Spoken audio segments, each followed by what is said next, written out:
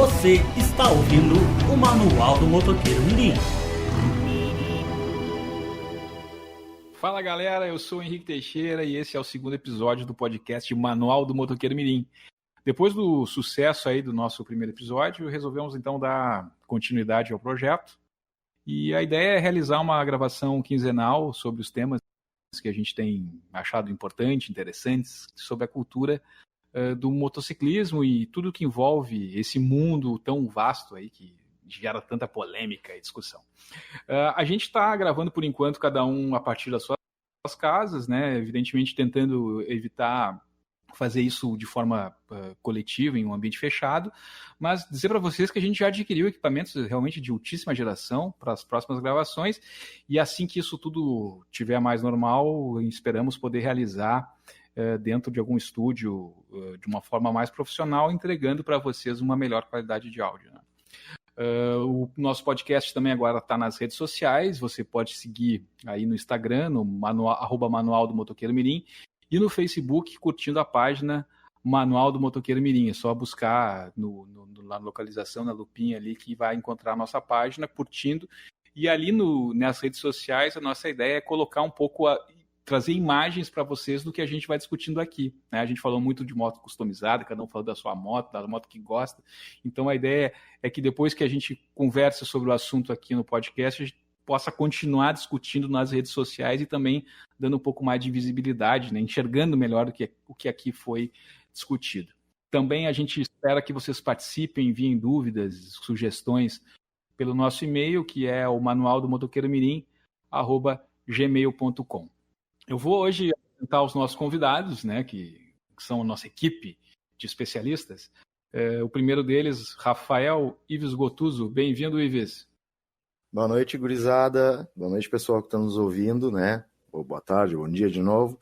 E, Henrique, além disso, nas nossas páginas a gente vai estar postando algumas curiosidades sobre algumas motos também, né? Sobre o mundo motociclístico, falando sobre alguns temas relacionados para o pessoal, para manter o pessoal engajado aí, quem quer saber um pouco mais sobre a história das motos, coisas que a gente não pode comentar por não dar tempo aqui, né? Maravilha.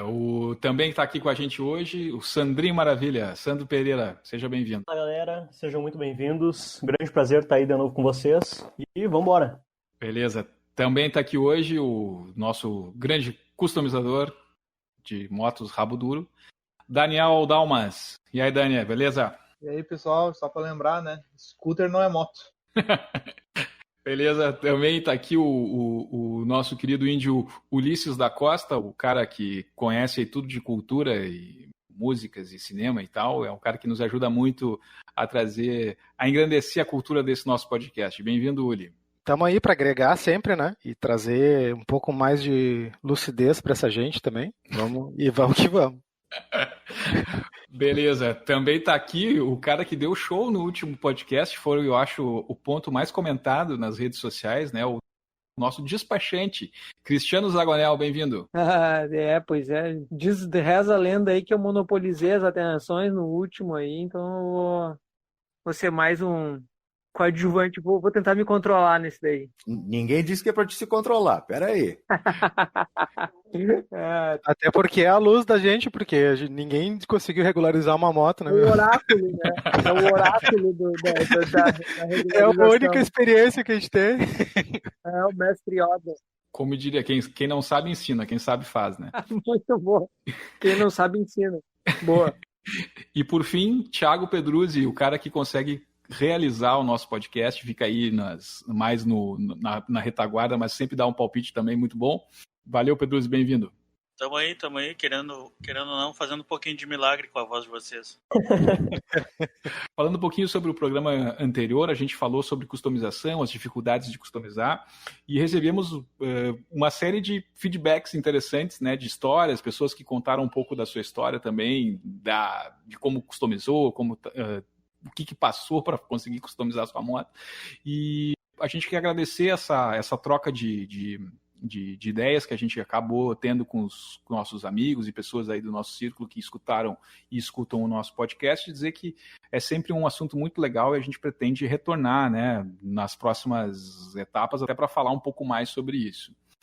Hoje a pauta ela é um pouco mais assim filosófica, eu diria, em busca da moto perfeita. A moto perfeita não só para cada um, né? Mas o que seria hoje aquela moto dos sonhos, a moto certa para quem está começando, para quem quer continuar, para quem quer usar ela no off-road, na estrada e tal. Então, a ideia hoje é falar um pouco sobre isso, se é que existe essa moto perfeita. E eu queria começar esse papo falando um pouco sobre qual a primeira moto que vocês escolheram para ter, para comprar, para usar, e como que foi essa experiência de escolher uma primeira moto, se vocês já sabiam andar, se o tamanho estava adequado, se o uso foi adequado, se houve algum arrependimento. Então, vamos falar um pouco sobre isso, sobre como a gente escolhe a primeira moto, até para quem não tem. Uma das pessoas que me mandou mensagem sobre o podcast falou justamente sobre isso. Poxa, eu nem tenho moto, mas eu adoro a história e fiquei muito interessado. Então, vamos falar um pouco sobre isso, sobre a primeira moto e qual a experiência de vocês em comprar e em adquirir a primeira moto. Beleza, Henrique. Eu acho que eu vou dividir em partes, né? Vamos dividir em partes, pelo menos agora, meu tópico eu vou dividir em algumas partes. Eu vou falar sobre a minha primeira moto, né? E depois a gente entra um pouco mais a fundo sobre o que, né? Sobre como escolher efetivamente a primeira moto, né? O que eu considero hoje, ou o que eu consideraria essencial hoje na hora de escolher uma primeira moto. Ou nem só uma primeira, uma próxima moto. Mas enfim, a minha primeira moto, que eu aprendi a andar foi uma CB400 2, que eu roubava do meu pai, né? E saí andando pela cidade sem capacete, coisa que não se faz. Nunca me acidentei nem nada, mas derrubei a moto algumas vezes no chão. E aí depois, com o tempo, eu fiquei mais velho, idade para ter carteira, eu fui lá, fiz minha carteira e comprei uma Boulevard 800. Fiquei com ela 2 anos, mas não era o que eu queria. Depois eu posso entrar mais em detalhes, mas eu comprei pelo visual e acabei me arrependendo. Em resumo, é isso, assim. Depois... Um dia a gente vai contar a história toda dessa moto, né, pessoal? O que aconteceu com ela. Vamos. Merece um podcast só para contar essa história aí, que já é folclórico. Na verdade, a gente podia fazer o Histórias do Ives, né, cara? Isso ia render, acho que 3 horas de podcast. Quadro, hein? Não, isso vai ser um podcast separado, cara. Em 4 partes. Deixa eu mencionar um detalhe importantíssimo. Não é a história dessa moto, porque a história dela ainda não acabou. Hoje teve mais um capítulo dela, né? Mas eu entro em detalhes com vocês depois. Mas tu ainda tem essa moto? Tá na família, digamos assim. Tá na família. Eu tô ligado, enfim. Mais histórias, né, meu? Sempre. Nunca acaba. É que nem a minha CB. Essa nunca.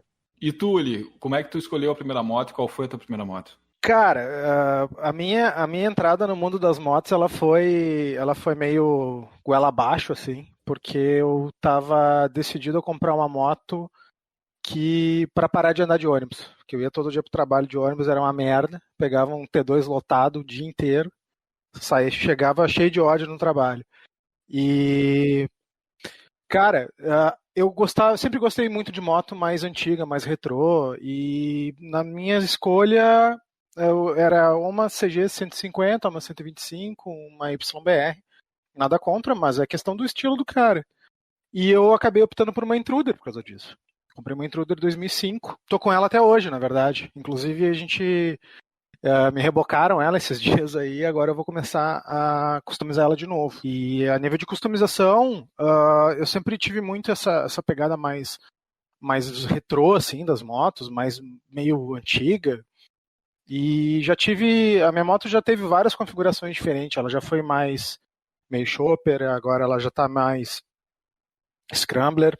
Eu queria fazer uma bobber com ela, tipo a que o Dalmas tá fazendo, mas eu tô pensando em ir para um outro lado, para ir para uma scrambler bem roots, assim.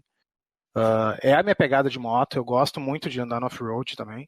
E lá vamos para mais uma via sacra, então, Uli. Exatamente.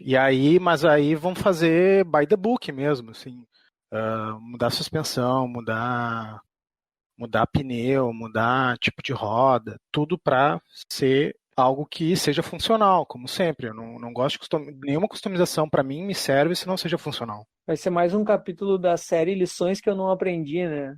Exato, sempre. E tu, Cris, qual foi a primeira moto que tu comprou, a experiência que tiver?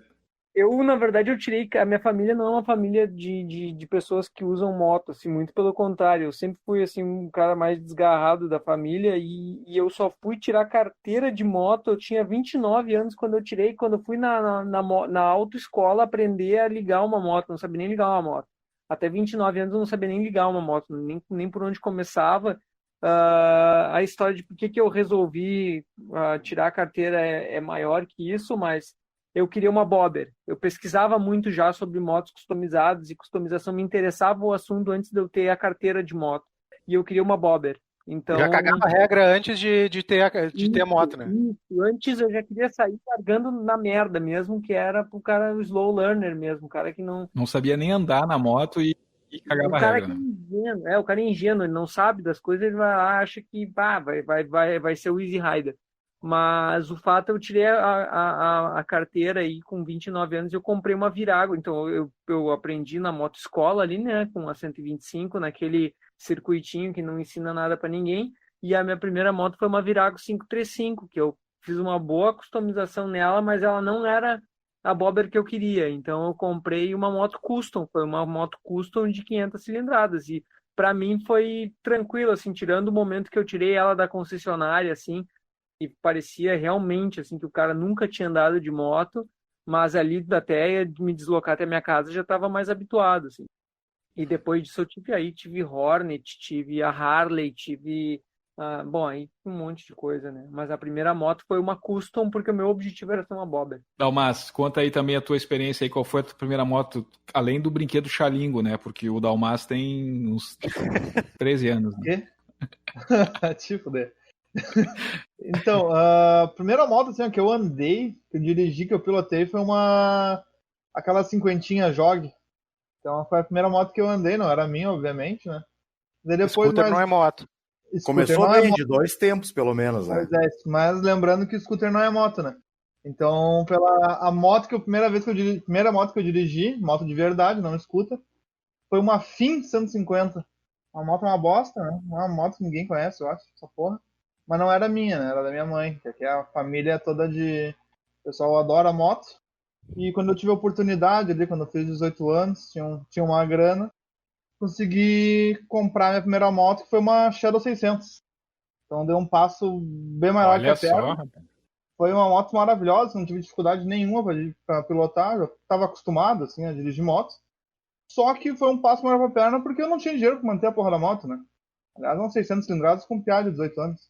Então não tinha dinheiro para manter, demorei um tempo ali, tive que me desfazer dela, mas foi Fora que era de um carburador, né, Dalmas? E bebia mais que um... Era um Opala mais V8. um Opala. Era um Opala V8, né? Fazia 9 por litro quando muito.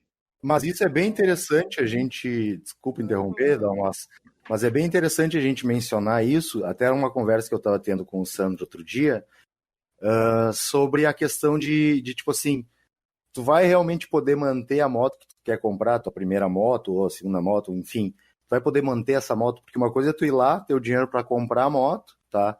Tem muita moto aí hoje que não custa tão caro, né? Mas a reposição de peças delas é altíssima, né? Tu vai levar na mecânica, a manutenção dela vai ser extremamente caro, né? Uma VMAX não é tão caro para te comprar hoje, mas vai conseguir uma peça de uma VMAX para te ver. É um casamento. A gente tem vários casos na turma aí de galera que comprou uma moto muito grande, inclusive o pessoal dando dica, comprou uma menor e tal. E a galera acabou comprando uma maior e não segurou o rojão, né? Seja pela mecânica ou seja pelo consumo, porque é complicado, né, cara? O cara dizer que consumo de moto não importa e manutenção não importa é porque não faz sentido. Todo mundo se importa, é dinheiro, né? Mas vou dizer uma coisa, né? Não me arrependo em nada. Faria de novo claro mais que umas não. 3 vezes. Claro que não, né, cara? E vamos ouvir agora o Sandro aí. E aí, Sandro? E a tua experiência, qual é que foi? A primeira moto foi uma Intruder, porque desde muito antes eu já curtia moto e o estilo Café Racer. Estudava muito sobre Café Racer, ficava na internet vendo lá. Eu tive um problema de aceitação em casa. Um meu recente tinha morrido num acidente de moto, meio complicado. Então era meio proibido na família. Mas como eu trabalhava e tinha dinheiro e também dependia de ônibus, estava meio puto com aquilo. juntei tudo, fui lá, comprei uma moto, cheguei em casa com a moto. E, cara, foi uma experiência maravilhosa, intrudinha, fiquei um pouco tempo com ela, mas aprendi muito sobre pilotagem e customização também. E tu, Pedrozi, qual é a tua experiência aí? Cara, pra mim, eu sempre gostei de moto, mas eu fui começar a dirigir moto mesmo mais velho. Mas eu sempre gostei de moto, sempre eu tinha um primo, quando eu era bem piá, o meu primo morava com nós, eu andava de moto, ele tinha uma CG bolinha, bem antiga, uma 82, 83, e eu andava direto com ele, assim, sem minha mãe saber. Daí depois, mais além, assim, eu sempre gostei, sempre procurei moto, mas eu deixei depois, eu fui meio que nem o Zagonel, assim, uns 29, eu meio que fui lá, tirei minha carteira e aprendi a dirigir na autoescola. Já tinha comprado a moto, comprei uma Intruder também, 125. Já tinha comprado a moto antes de tirar a carteira. Daí eu deixei a moto guardada até conseguir tirar a carteira. Mentira, dei umas bandas, mas fazer de conta que não. E foi isso. Peguei a moto, aprendi na autoescola lá, brincando de carrossel a tarde toda. Daí depois tirei a carteira e agora tô aí. Faz uns 6 anos que eu ando de moto, mais ou menos. Eu também vou contar um pouco a minha história aqui. Na minha família, todo mundo também gosta de moto e carro e tal. E, cara, minha mãe disse que só namorou meu pai porque ele tinha uma moto, sabe dessa história aí? E, então, assim, a única vez que eu ouvi falar que moto atraiu mulher na minha vida e tal, porque sempre atrai um monte de homem, né? Exatamente. Moto é imã de piroca, na verdade, né, cara? Moto só chama atenção de homem e cachorro, cara. Exatamente. Pois é, mas... O dia que um cara chegar pra ti e dizer, não, porque essa moto chama atenção da mulherada. Mentira. Quem se atrai por moto é homem. Então... Tem uma história muito boa que era aquela que a gente tem um bar aqui em Porto Alegre que a gente fazia churrasco no bar. A galera se reunia de moto e um dia um dos guris pegou, acho que foi a tua moto, né, Ives? O Yuri, lembra? O Yuri pegou a minha, Sim. a Bobber. Foi do Zagonel, pegou a Bobber, saiu de moto pra dar um rolê com a moto pra ver como é que tava, voltou com um cara junto. O cara me parou na sinaleira e queria saber aqui, e trocar uma ideia dessa moto aqui. Pois é, então, mas enfim, a minha mãe é um exemplo de quem se interessou e tal, então temos aí um exemplo, para uma exceção para confirmar a regra, né? Mas eu também não conhecia, mas não tinha andado, porque o meu pai nunca, depois que da juventude não teve mais moto e tal, e eu também, depois dos 30, quando eu tinha meu dinheiro, estava trabalhando e tal, eu vi, cara, um anúncio da Triumph no jornal impresso, que na época o cara comprava jornal e tal.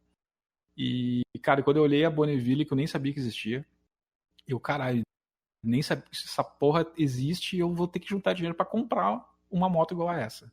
Eu tenho um amigo que é harleiro e tal, e hoje até, por coincidência, é meu sócio no outro negócio que eu tenho, e é muito interessante que ele queria comprar Harley, e eu nunca gostei muito do estilo da Harley, né? Mas quando eu vi a Bonneville, eu fiquei, cara, é isso aí que eu quero, é essa que eu quero comprar e tal. E eu fiz a carteira, para ter a carteira, né? E depois comprei a moto, e também uma moto de 800 cilindradas, 900 quase, né? Sem saber andar. Aprendi andando, né?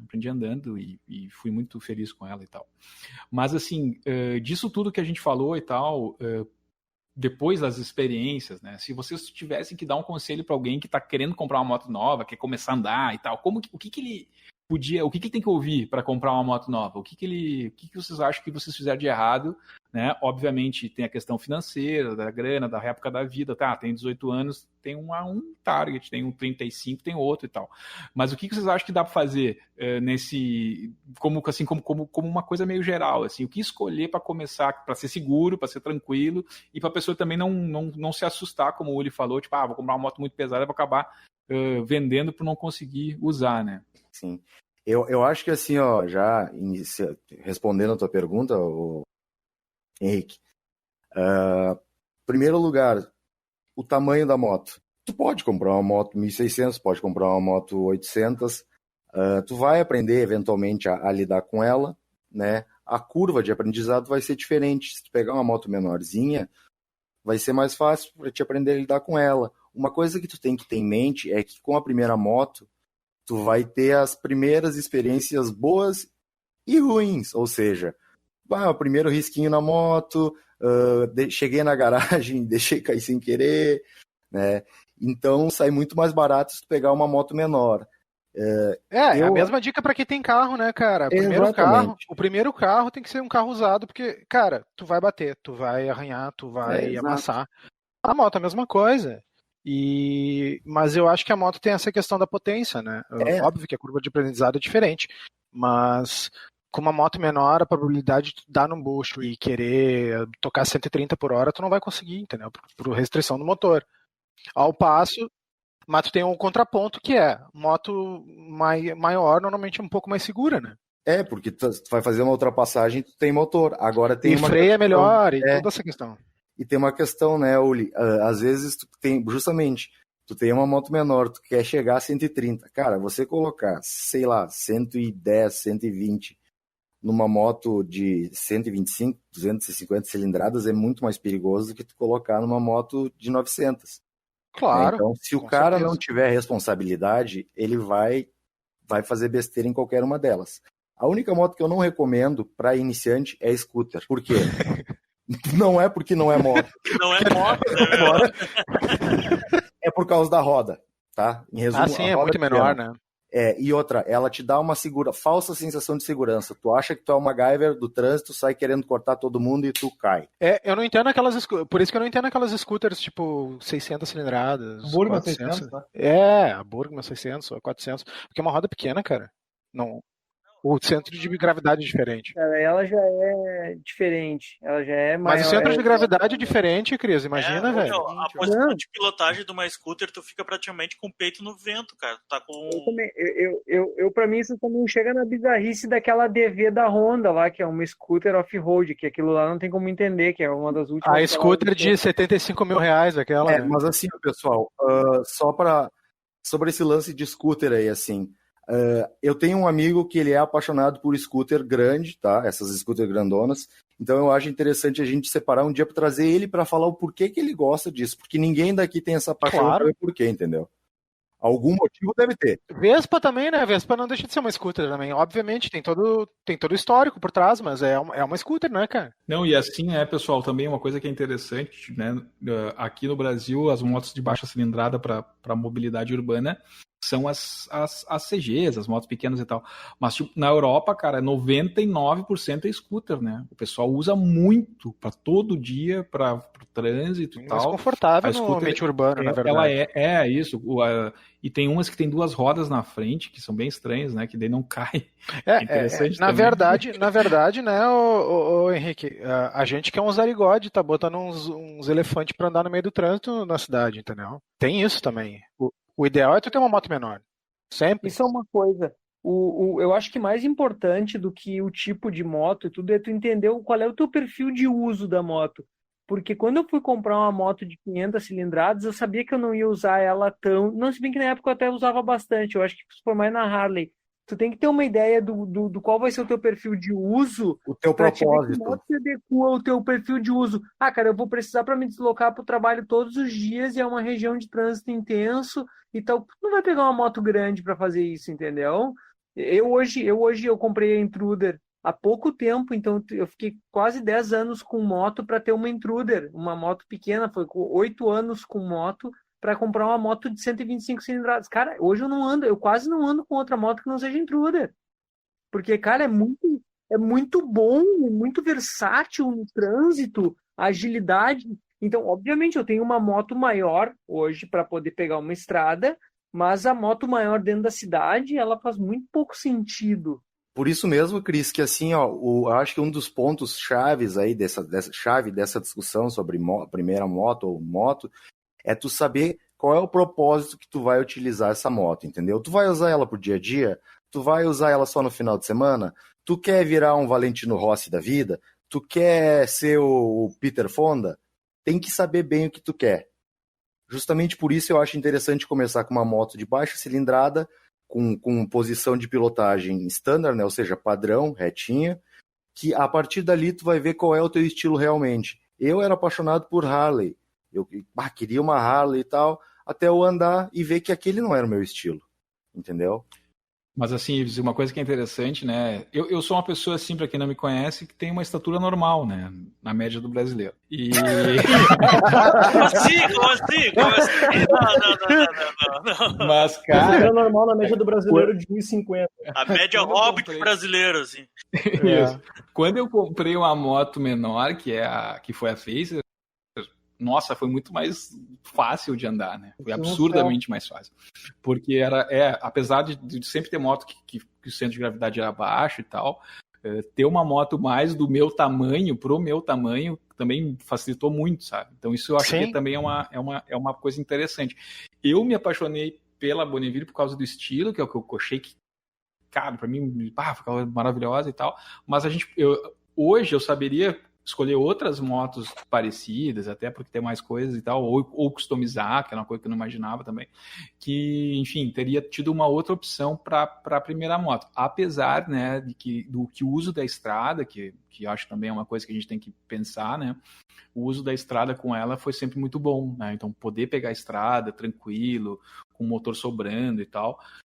E mesmo assim foi lá e trocou por uma Kombi, né, Henrique? Isso, depois comprei outra maior ainda, mas aí desisti e voltei mas aí aquela coisa, tu vai experimentando, né? Vai vendo aonde que tu insere melhor. Tem um pouco dessa curiosidade, né? Exato, tu vai experimentando, né? O que vai ficando mais a ver com o teu gosto, né? Ou o teu gosto vai mudando com o tempo. Quando eu tive a Hornet, cara, eu queria uma moto de 4 cilindros, porque, enfim, eu tava ali, todo esse negócio eu queria experimentar. E, cara, vou te dizer que é o seguinte, cara. Bom, hoje tu tem, né, Henrique? Cara, uma moto 4 cilindros, ela é a sereia, né? Ela é uma sereia, assim, ela fica toda hora te chamando, ela é muito gostosa, ela é toda dimensionada pra ti, tu tem sempre uma sobra super grande, aí daqui a pouco tu tá na estrada ali de boa, curtindo, quando tu vê tu tá 140 por hora e tu nem tá percebendo, porque é uma moto pra rodar... Sereia capeta, né? Tanto que o Zagonel vendeu depois que teve o filho, né, cara? Eu vendi porque eu tava sentindo que eu não tinha mais... Eu achava que era um cara super maduro, mas eu não tinha maturidade suficiente em cima da moto, assim, então uma coisa complicada. Isso é outro ponto que a gente, né, importante mencionar no nosso podcast, não só de hoje, mas sempre, é respeitar a moto, independente do que for. Até uma scooter, tu tem que respeitar ela, conhecer bem. Se tu vai comprar uma moto hoje, tá? Anda nela, conhece ela antes, sabe? Tipo, testa outros modelos, não compra só pelo visual, que foi coisa que eu fiz e me arrependo. Estuda bastante sobre a moto antes de chegar e tipo, essa aqui mesmo, e sabe? Hoje eu não faria isso eu me arrependo muito de ter feito. Mas tem um negócio meio racional, né, também, de tu olhar assim, essa que eu quero, e só se enxerga em cima daquela, é muito louco isso aí, né? Relação de motor, né? O cara tem uma relação com o motor, é que nem o meu irmão. O meu irmão é um cara dos V8. Ele é dojeiro, né? Ele com 17 anos comprou um Dodge Charger. O meu pai teve que buscar o carro porque meu irmão não podia dirigir.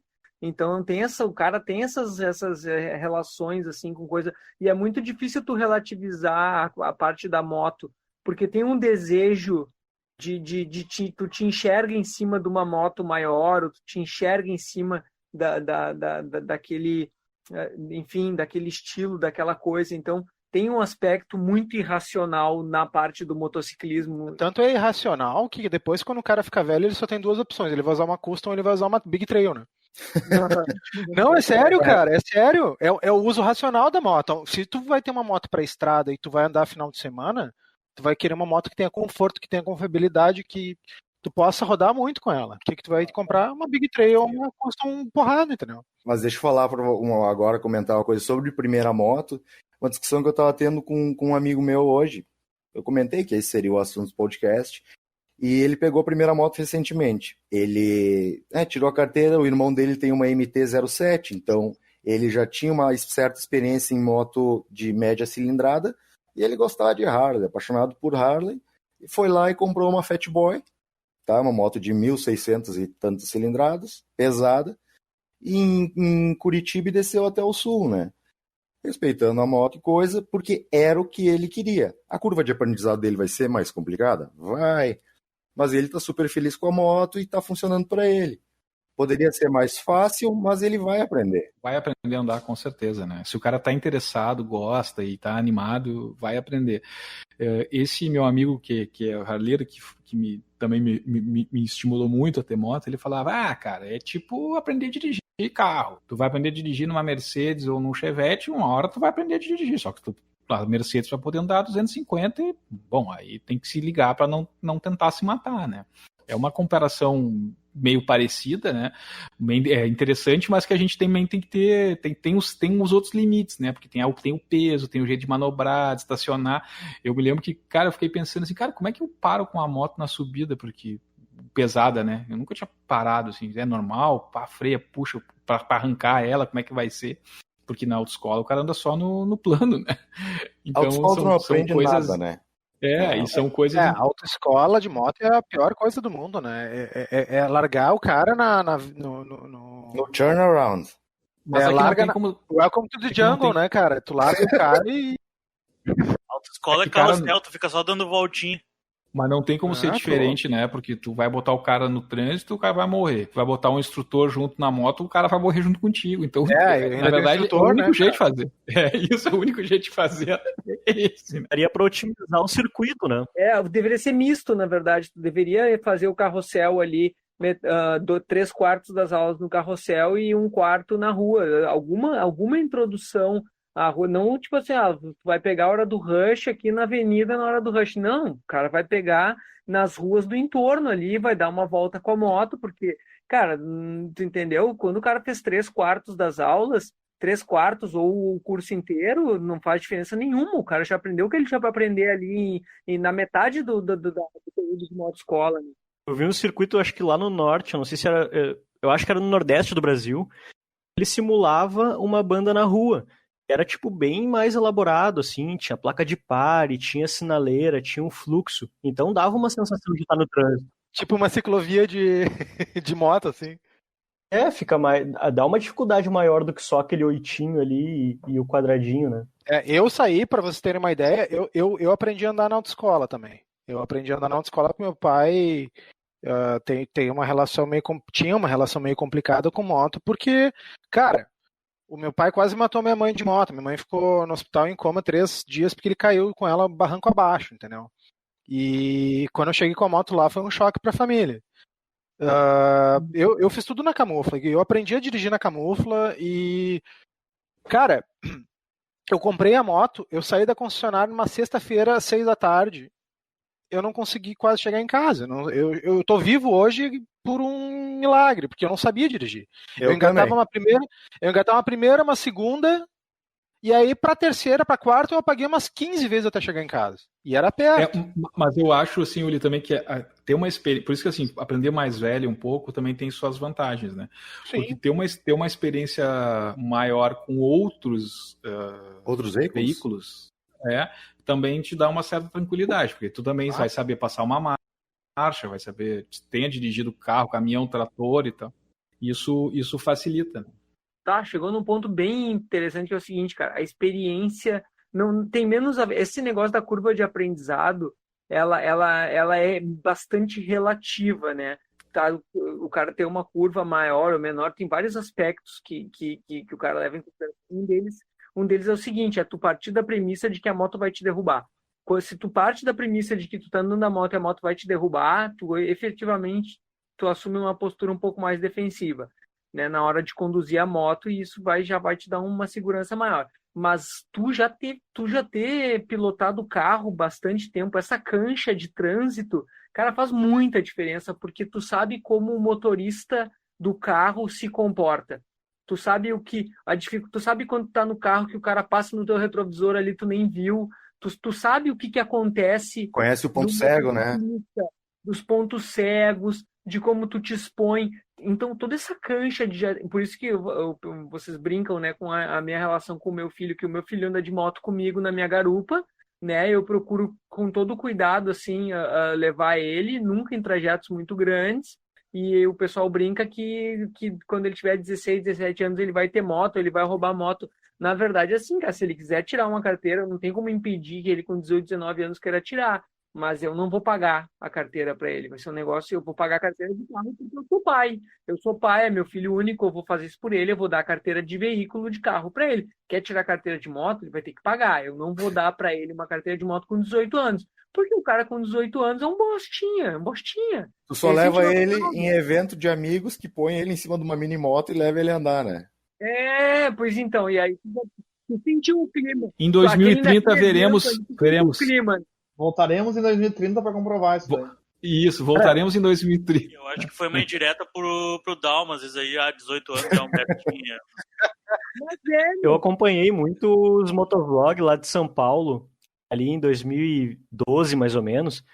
Cara, muito do que acontecia era isso. Uma galera que tinha um pouco mais de grana, os guri faziam 18, 19 anos e compravam as motos 600.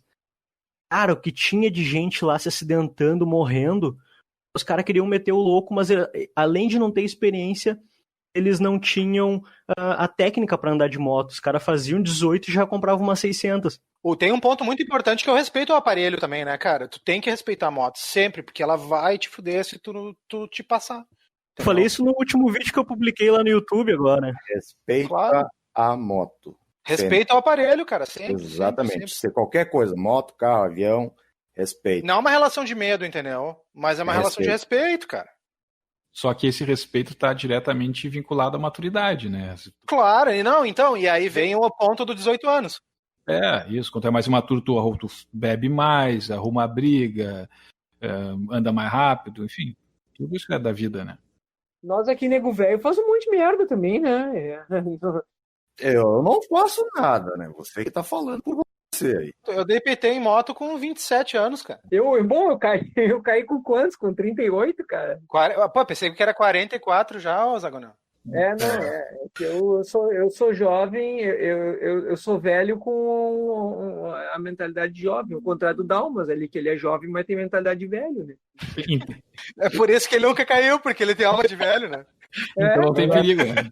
É verdade. Ô, gurizada, é o seguinte, então, o segundo ponto que a gente teria que colocar dentro da discussão, né, primeiro seria o propósito, no caso, honestamente, né, tu tá começando a aprender, tu tem maturidade para ter uma moto maior, isso aí eu acho que é um ponto que tem que ser levado a ser destaque, entendeu? Esse é o segundo ponto que essa disciplina para não fazer uma coisa estúpida, seria um segundo ponto.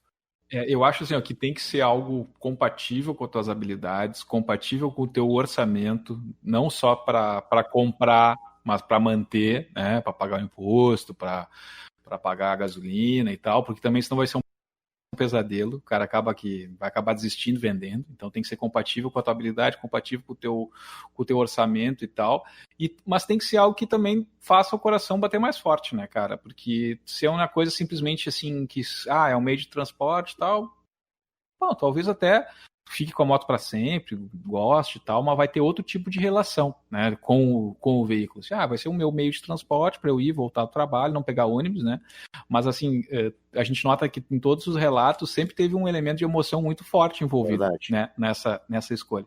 Mas o Uli citou ali um negócio interessante, eu acho que é um gancho legal, que quando ficar velho, aí tem que ter uma Big Trail ou uma Custom e tal. Vocês acham que esses estilos de moto, assim, tipo Big Trail, Custom, esportiva, elas realmente limitam a opção, não para a primeira, mas assim, depois que já comprou, já tem e tal, tem que ter uma de cada, assim, não, tem que ter essa aqui para fazer... Eu discordo um pouco do Uli, eu acho que eu conheço muita gente mais velha que faz trilha, anda bem pra caramba, gente com 50 e pouco, 60 e pouco, faz trilha e anda bem pra caramba. Trilha é outra categoria de moto, né? Não, claro, mas eu digo assim... É um esporte, né, cara? Não chega nem a ser... eu digo moto pra rodar na cidade, rodar na estrada. Mas aí, assim, aí tem uns coroas que andam com esportiva, né? Eu vejo muito coroa de... Poxa vida, como é que é o nome daquela grandona da Suzuki? V-Strom. Não, a esportiva, a Hayabusa. Hayabusa. Impressionante como eu vejo o velho de Hayabusa. É um Fuca de moto, né, cara? Não, porque a moto mais rápida era, por muito tempo, a moto mais rápida de série. E ela é pesadíssima, né? Ela é uma moto extremamente confortável. Ela foi a moto que quebrou a regra dos 300, né? que é dos 299, 300, que era a regra de cavalheiros entre as marcas, de não passar da velocidade X, acho que era 300 por hora, não sei agora corretamente a história, mas ela foi a primeira a quebrar essa barreira. Então ela tem deixou a marca dela na história. Não de pista, né? É moto de mercado. Isso, moto de mercado de consumidor normal. Depois veio a H2, né, da Kawasaki. X14. A cava foi agora. X14. Mas a X14 quebrou ela. Voltando aquele último 2 centavos daquele assunto da moto. Todo mundo que chega pra mim e pergunta, cara, que moto que eu devo usar? E eu quero comprar uma moto, a primeira moto. Cara, fazendo uma média de todo mundo, cara, uma moto 250, velho. Uma moto 250 porque 250, 300 cilindradas, porque tu tem motor, tu tem um pouquinho de motor. Então, assim, tu tem um pouco da emoção.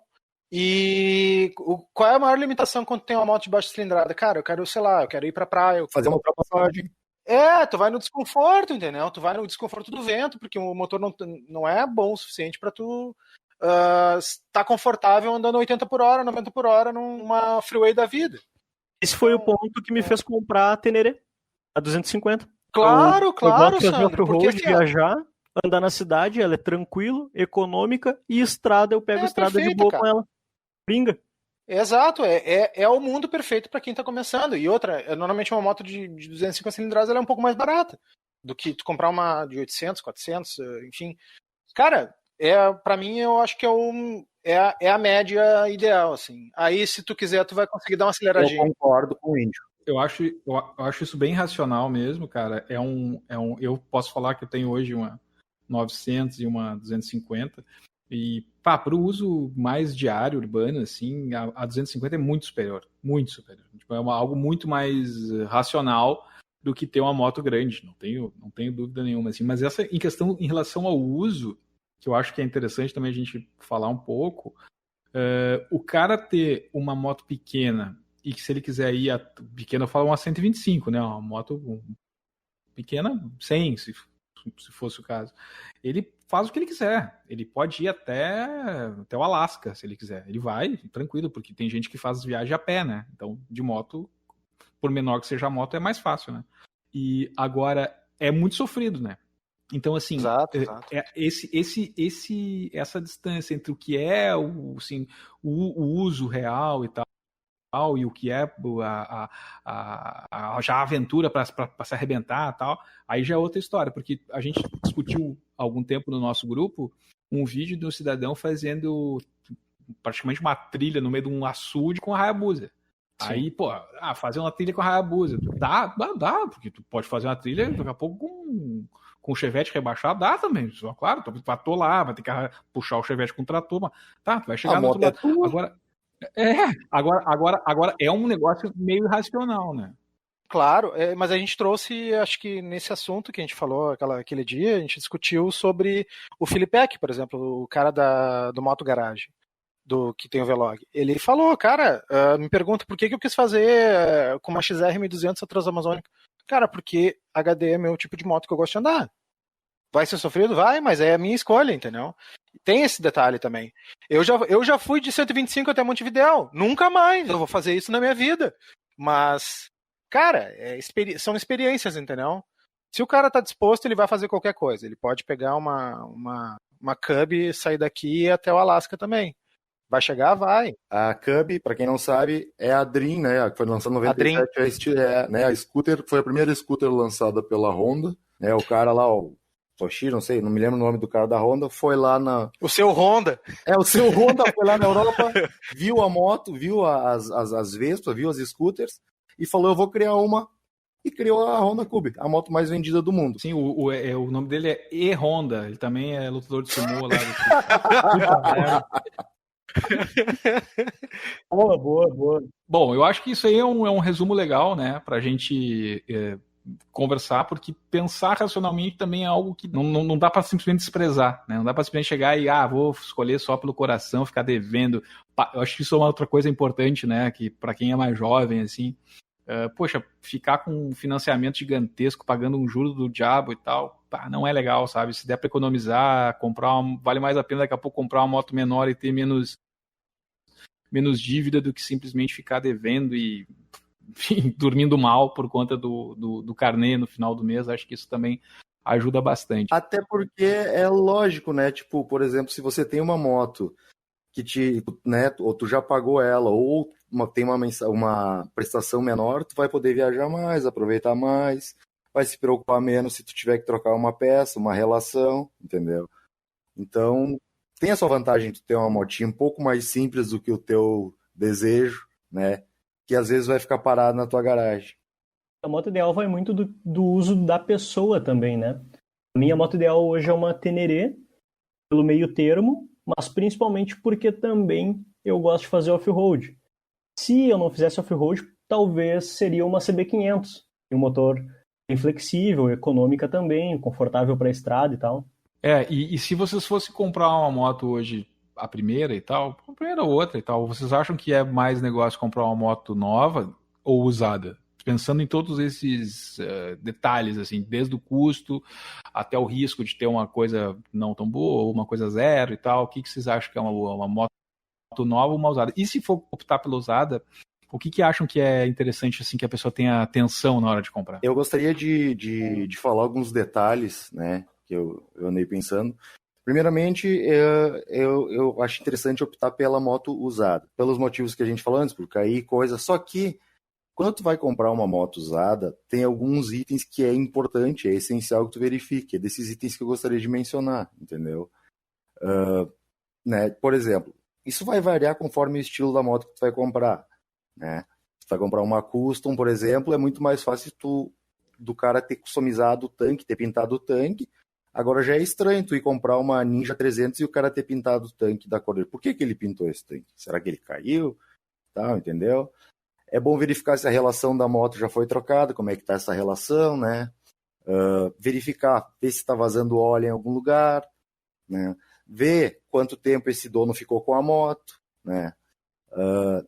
Quando tu chegar num lugar para ver uma moto usada, né? Não pega e vê se a moto está quente, dê preferência para a moto estar fria, para te ligar o motor, dar partida fria, porque aí tu vai saber se ela está dando partida legal, entendeu?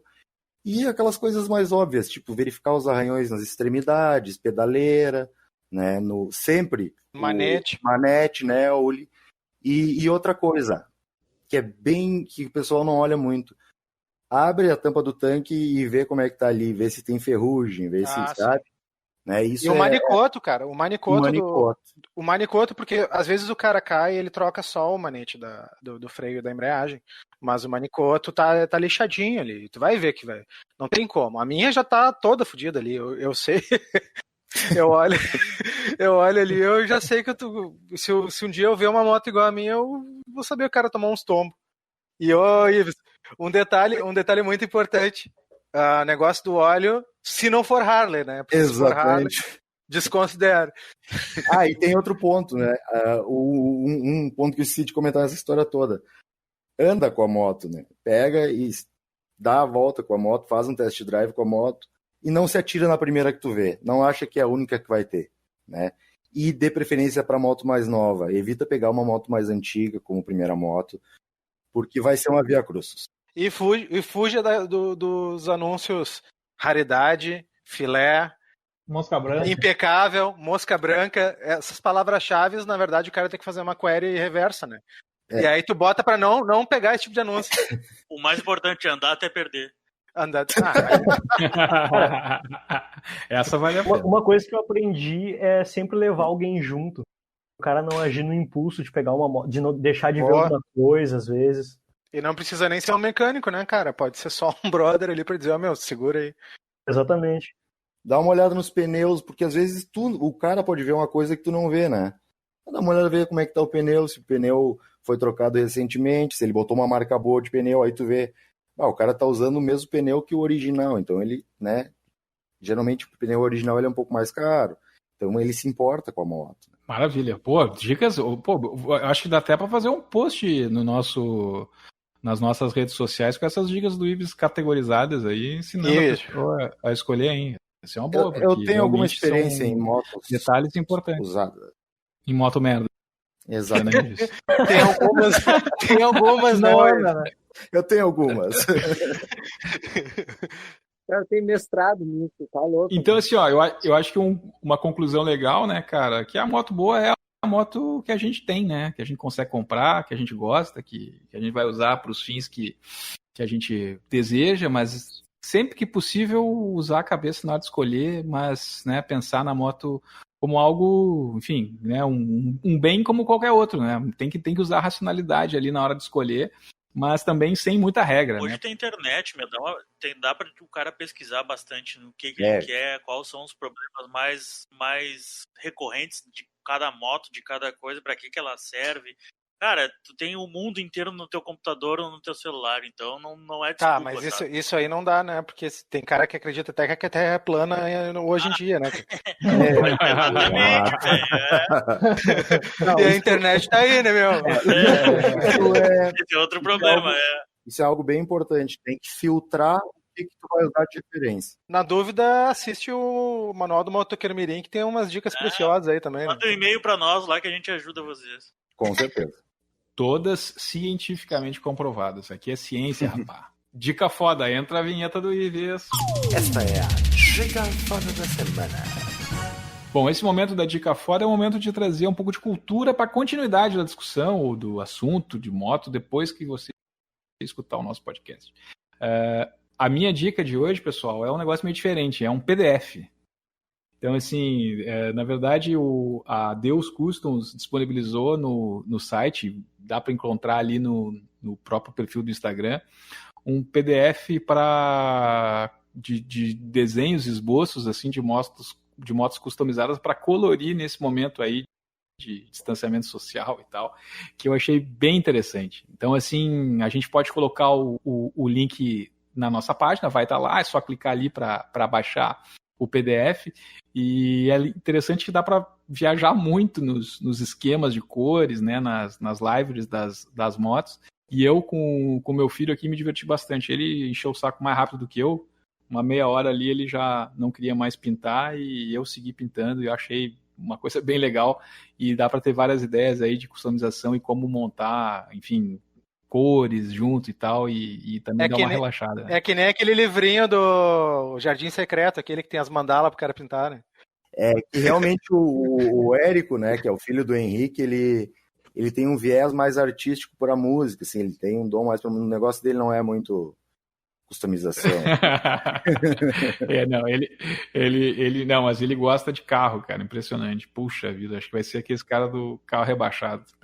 Só quer saber de engraçado carro. Como desde pequeno tu vê assim o que o cara vai, como ele gosta. Eu era louco por moto desde pequeno, se bem que também eu tenho meu pai que é outro do dói. O Bino vai estragar o Érico apresentando o Chevette para ele. Boa. A minha dica foda da semana é um jogo que, vou ser bem honesto, ele não é baita jogão, mas ele tá barato e dá pra gastar um tempo, ainda mais nessa quarentena. O nome do jogo é Road Redemption. Ele é como se fosse é um tributo a Road Rash do Mega Drive.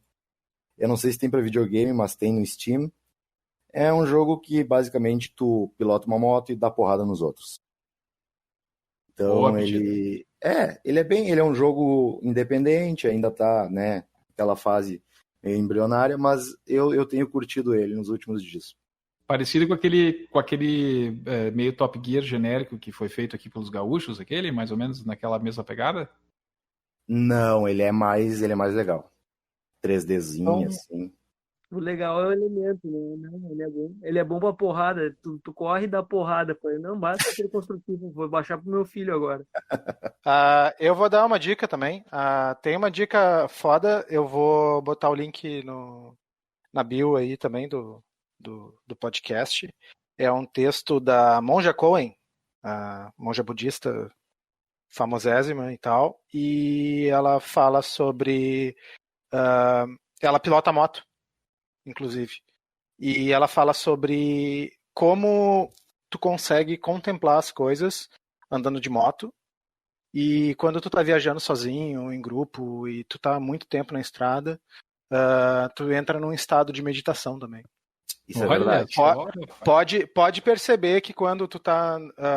Quando tu viaja sozinho, acho que é mais perceptível, porque aí quando vê do nada começa a vir pular pensamento na cabeça, um monte de coisa, tu começa a pensar um monte de coisa. Quando vê, tu tem uma epifania de algo que tu passou na tua vida, enfim. Isso é meditação. São pensamentos que te correm do teu core, né? De dentro. Tem alguns cenários que tu passa quando tu está fazendo uma viagem longa, assim. Eu lembro muito, a minha viagem mais marcante definitivamente foi com a TX 650. Pra Bahia. Foi assim que eu entrava num cenário assim, meu Deus, que loucura isso aqui, sabe? Eu olhava pro lado, tu não via nada, e aqueles morros. Então, é bem interessante isso, eu até quero dar uma conferida. É o estado de contemplação, na verdade, né? É só isso. Cara, isso é muito louco, né? Na verdade, putz, já é um gancho para até outro assunto de podcast, mas como isso tem essa relação da moto, né? Eu, para mim, como o cara tá sempre quando o cara vai de carro, o cara tá sempre com outros estímulos, né? O fone, tem sempre alguém ali do lado, o carro tu tá fechado, né? Quando tu tá na moto, tu não tem o enclausuramento do veículo. Eu ando sem nenhum tipo de fone, então é só o barulho do motor e a estrada, e o foco é todo naquilo, e é louco isso, como isso te realmente, tu entra é bem e aguça os fácil sentidos, de né? entrar. A moto, ela brinca muito com os teus sentidos. Tem a vibração do motor, tu tem a resposta, tu tem o sentido da resposta, tu tem a vibração, tu tem o olfato, que é incrível, né? Lembra aquela vez que a gente estava andando em Caxias? Sim, o cheiro da uva. O cheiro da uva nos vinhedos. Isso é incrível. Sentir o cheiro da natureza. O vento, tudo, sabe? Tu sente a umidade da rua. O surf é uma coisa que também leva a isso, porque o cara fica... O surf é uma grande espera, né? O cara tá sentado no mar, lá em cima da prancha, esperando vir a onda. E quando tu tá esperando, demais pra mim. tu não tem nada para fazer, a não ser esperar. Então tu fica ali naquela imensidão do mar, ali boiando. É uma sensação muito louca, assim. Eu digo sempre que eu posso entrar no mar, se eu não pegar uma onda, tá tranquilo, porque só do cara ficar ali naquele momento é bem legal, assim. Boa. Dá para fazer um programa específico sobre isso, né? Sobre as viagens e as sensações que despertam uma viagem longa e tal. Acho que seria bem legal. Eu vou dar uma dica aí, então, que já que a gente tá falando da primeira moto, né? Falar do primeiro filme aí, que todo mundo de moto que tem moto provavelmente já viu. Foi o primeiro filme, Easy Rider, né? Tu não viu que tem uma moto, é bom ver. Sem Destino. Sem Destino, Easy Rider, Sem Destino é um filme legal, antigo pra caralho. Interessante aí, da época do Zagonel. O Zagonel já tem seus 30 anos. Então, é um bom filme pra ver, bem legal. Mas todo mundo já viu, né? O Zagonel foi na premiere desse filme. E, no entanto, a dica tá vindo do Dalmas, que é o cara mais novo aí, mas que tem esse espírito de velho aí, né? Que foi lá na década de 70 buscar a dica, né? Não, o legal desse filme, assim, só uma curiosidade, né? A trilha sonora desse filme é Born to Be Wild, que é uma música que é associada a tudo. Tu vai em qualquer evento motociclístico, vai estar tocando em algum lugar, em algum momento, Born to Be Wild. Junto com Creedence. Isso dava para fazer uma outra discussão sobre esse assunto. Trilha sonora no mundo da moto. Sobre cultura. Exatamente. fazer o set, como é que é a lista, né, ali do o soundtrack.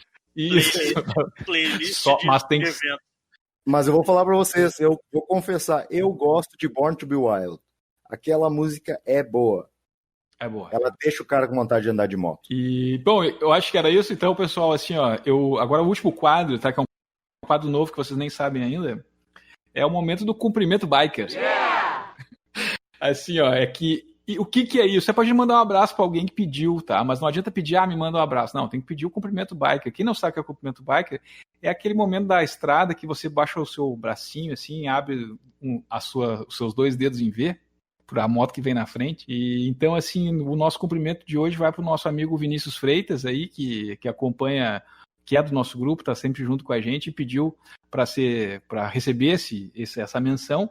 E também para o Thiago Winkler, que nos deu aí bastante apoio nessa iniciativa, que certamente vai participar aí das nossas próximas reuniões. Valeu aí todo mundo, até a próxima, já é. Valeu, galera. Você ouviu o Manual do Motoqueiro Mirim.